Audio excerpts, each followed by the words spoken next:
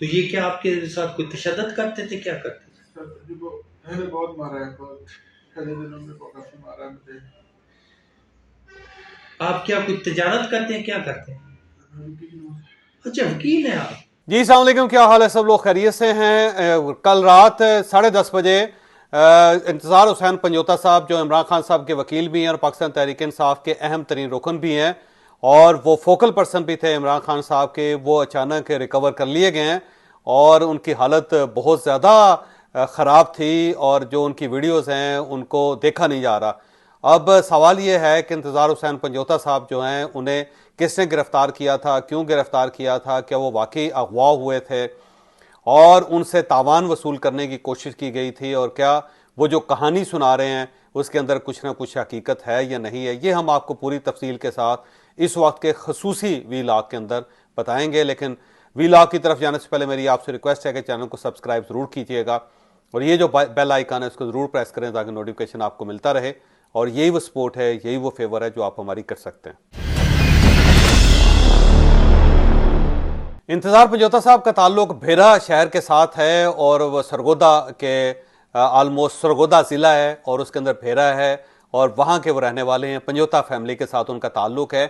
और इनके जो दूसरे कज़न हैं वो भी वकील हैं और वो भी पाकिस्तान तहरीक इंसाफ के वकील हैं और उन्होंने पाकिस्तान तहरीक इंसाफ के टिकट पर इलेक्शन भी लड़ा था।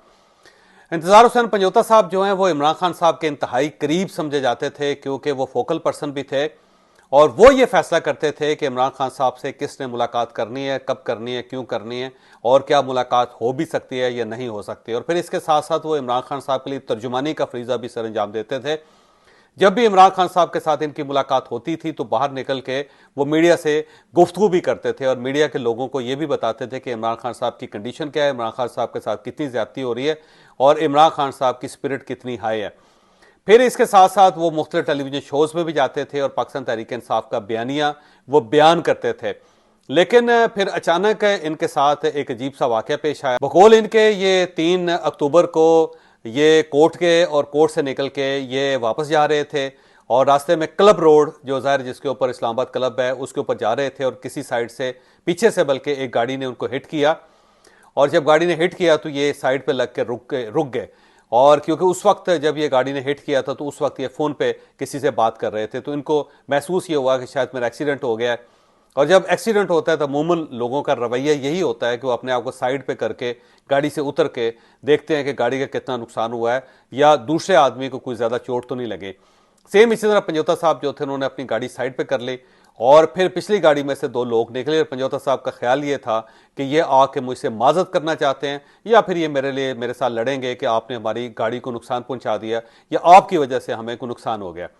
बहरहाल पंजोता साहब अपनी गाड़ी के अंदर ही बैठे हुए थे। फिर वो दोनों लोग आए और उन्होंने घसीट के पंजोता साहब को निकाला और निकाल के इनको अपनी गाड़ी में डाल के फिर इनके ऊपर कपड़ा डाल दिया गया इनके मुंह के ऊपर और फिर इन्हें ये लेकर चले गए। और पंजोता साहब के मुताबिक वो बहुत लंबा सफर करके कहीं गए थे और कहीं खैबर पख्तूनख्वा के अंदर थे और वहां पश्तो वो बोलते थे और उन्होंने इनसे कहा कि हमने आपके घर वालों से 2 करोड़ रुपया तावान मांगा है, जिस दिन वो तावान दे देंगे उस दिन आपको रिहा कर दिया जाएगा। फिर पंजोता साहब के बकौल इनके ऊपर तशद्दुद भी किया जाता था और जो लोग तशद्दुद करते थे वो पश्तून स्पीकिंग थे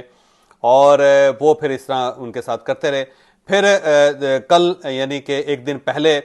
अचानक उन्होंने दोबारा इन्हें गाड़ी में डाला, फिर इनके ऊपर मुंह पे कपड़ा डाला, फिर इनके हाथ पांव बंद कर दिए और बांधने के बाद इनको मुख्तलिफ जगहों पे घुमाते फिराते रहे। फिर दरमियान में 2 मरतबा गाड़ी भी तब्दील की और गाड़ी तब्दील करने के बाद बकौल पंजोता साहब के कि एक जगह पे इन्हें पुलिस नजर आई तो उन्होंने गाड़ी भगाने की कोशिश की, जिसके बाद पुलिस इनके पीछे लग गई और पुलिस ने फिर फायरिंग भी की। जब फायरिंग की आवाज़ सुनी तो अगवाकार जो है वो अपनी गाड़ी एक जगह रोक के और इनको गाड़ी के अंदर छोड़ के वहां से भाग गए। और उसके बाद वहां पे पुलिस आ गई और पुलिस ने जब गाड़ी को दरवाज़ा खोला तो पीछे ये बंधे हुए पड़े थे और फिर इनके मुंह से कपड़ा उतारा गया, फिर इनके हाथ पांव खोले गए, जिसकी ज़ाहिर वीडियो भी मौजूद है।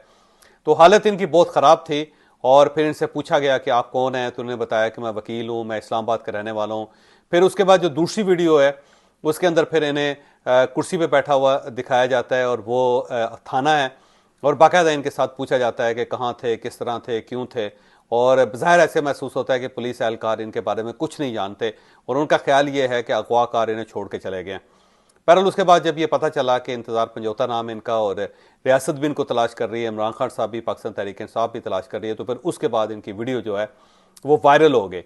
और फिर इनके साथी जो हैं वो थाने पहुंच गए और फिर इन्हें अस्पताल ले जाया गया और अब मेरा ख्याल है मेडिकल असिस्टेंस इनको दी जा रही है।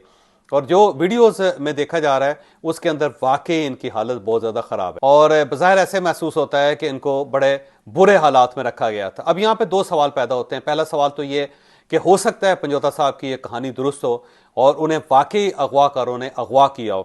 क्योंकि पाकिस्तान के अंदर अब इतनी ज़्यादा पोलराइजेशन है कि किसी चीज़ के ऊपर यकीन नहीं किया जा सकता। और जब ये लोग बहुत ज़्यादा पॉपुलर हो जाते हैं तो इतने ज़्यादा ग्रुप्स हैं पाकिस्तान के अंदर कि कोई फ्रॉड कर जाता है, कोई अगवा कर लेता है, कोई किसी आदमी को ब्लैकमेल करना शुरू कर देता है। तो कहीं ऐसा ना हो कि वाकई पंजोता साहब की जो बात है वो 100% दुरुस्त हो और इन्हें किसी अगवाकार ग्रुप ने ही अगवा किया हो और उनका मकसद 2 करोड़ रुपए हासिल करना है। लेकिन यहाँ पे अगला सवाल ये पैदा होता है कि अगर अगवाकार थे तो फिर डेफिनेटली किसी न किसी ने इनकी फैमिली के साथ रब्ता किया होगा। अगर तो फैमिली से रब्ता किया गया है और उनसे वाकई 2 करोड़ रुपया मांगा गया है और फिर नेगोशिएशन उस पर जारी रही है,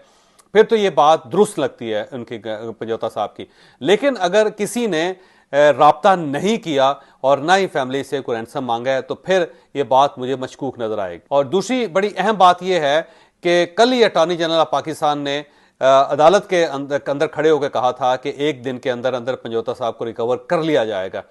अब अटॉर्नी जनरल ऑफ पाकिस्तान को कैसे पता चला कि ये पंजोता साहब जो हैं इन्हें अगवाकारों ने अगवा किया है और वो रैंसम के लिए किया है? क्योंकि अगर इन्हें पता नहीं था तो फिर 24 घंटे की तारीख है, 24 घंटे का टाइम वो कैसे दे सकते हैं?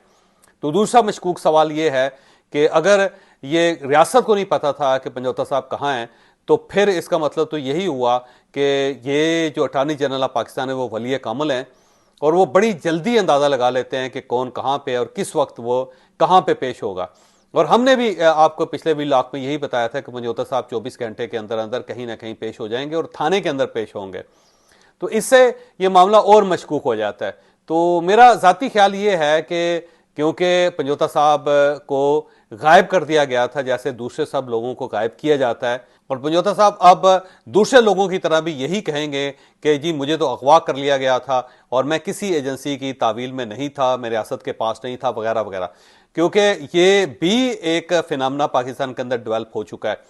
बहरहाल अब यहाँ पे कुछ और सवाल भी पैदा होते हैं कि अगर वाकई पाकिस्तान तहरीक इंसाफ एक इंकलाबी पार्टी है और वो इंकलाब लाना चाहती है तो फिर उन्हें इस किस्म के जो अजाब हैं उनको सहना पड़ेगा, उन्हें आदत डालनी पड़ेगी कि फिर ऐसा भी होता है जब आप रियासत से टकराते हैं तो फिर रियासत भी रिएक्ट करती है और रियासत के अंदर भी क्योंकि बहुत से एलिमेंट्स हैं और किस वक्त किस एलिमेंट के हत्थे चढ़ जाएं आप ये कुछ कहा नहीं जा सकता। और अगर फर्ज कर लें कि आप इंकलाबी नहीं हैं तो फिर आपको इस किस्म के दावे नहीं करने चाहिए, फिर आपको कफन बांध के बाजारों में नहीं फिरना चाहिए, फिर आपको जत्थे और जुलूस लेके वफाकी हुकूमत पे हमला नहीं करना चाहिए, फिर आपको बड़ी बड़ी बातें नहीं करनी चाहिए, क्योंकि जब आप बड़ी बड़ी बातें करते हैं तो फिर उसके बाद जब टेस्ट आता है आपका तो फिर उस टेस्ट पे पूरा उतरना बहुत मुश्किल हो जाता है। पाकिस्तान तहरीक इंसाफ का इशू भी यही है कि ये बात बहुत लंबी करते हैं, बहुत बड़ी बात करते हैं, लेकिन जब टेस्ट का वक्त आता है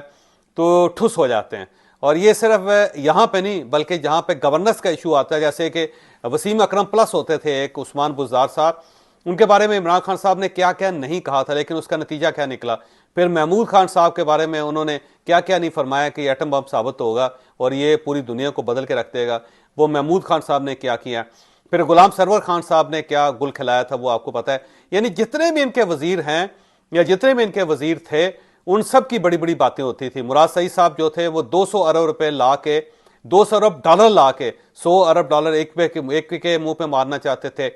100 अरब डॉलर दूसरे के मुंह पे मारना चाहते थे, लेकिन उसके बाद जब वो पहाड़ खोदा गया तो चूहा भी नहीं निकला था। यही इशू इंकलाब के मामले में पाकिस्तान तहरीक इंसाफ का है। ये दावा बहुत करते हैं कि हम एक इंकलाबी पार्टी हैं और हम पूरे पाकिस्तान को बदल के रख देंगे, हकीकी आज़ादी हासिल करेंगे, लेकिन जब मुश्किल वक्त आता है तो उसके बाद यही सूरत निकलती है जो पंजोता साहब की निकली है या फिर शहबाज गिल साहब की उससे पहले निकली थी, या उसके अलावा वो तमाम लोग जो गिरफ्तार हुए थे या अपनी रजामंदी से या अपनी मर्जी से चले गए थे या किसी चिल्ले पे गए थे और जब वहाँ से वापस आए तो उन सब ने इस तरह अपना मौक़िफ़ बदला कि उनकी अपनी शक्ल जो थी उसको तरस आ गया। वो खुद उसके बाद शीशे के सामने खड़े नहीं हो सकते थे। तो ये एक ट्रेजिडी है पाकिस्तान तहरीक इंसाफ की, ये कि जब ये इंकलाब की बात करते हैं तो उसके बाद इंकलाब जब टेस्ट करता है तो उसके बाद सूरत हाल बिल्कुल डिफरेंट निकलती है। और जब इनके पास गवर्नेंस आती है, जब इनके पास मैनेजमेंट आती है, तो उसके अंदर ऐसा खौफनाक फेलियर क्रिएट करते हैं कि उसके बाद फिर रिकवर नहीं किया जा सकता। तो इमरान खान साहब को, पाकिस्तान तहरीक इंसाफ को बहरहाल ये सोचना पड़ेगा कि हमने करना क्या है। और अगर इन्होंने इंकलाब लाना है तो फिर मेरा ख्याल है नर्वस सिस्टम इनका स्ट्रांग होना चाहिए, वरना इतने कमज़ोर नर्वस सिस्टम के साथ पाकिस्तान के अंदर इंकलाब नहीं आ सकता। बहरहाल मुझे इंतज़ार हुसैन पंजोता साहब से हमदर्दी है और मेरी दुआ है कि अल्लाह ताला उन्हें जल्द से जल्द सेहत याब करे और इस किस्म के अंजाम से पाकिस्तान तहरीक इंसाफ के बाकी वर्कर्स और बाकी लीडरशिप जो है वो महफूज रहे। मुझे इजाज़त दीजिए, अगले व्लॉग में मुलाकात होगी।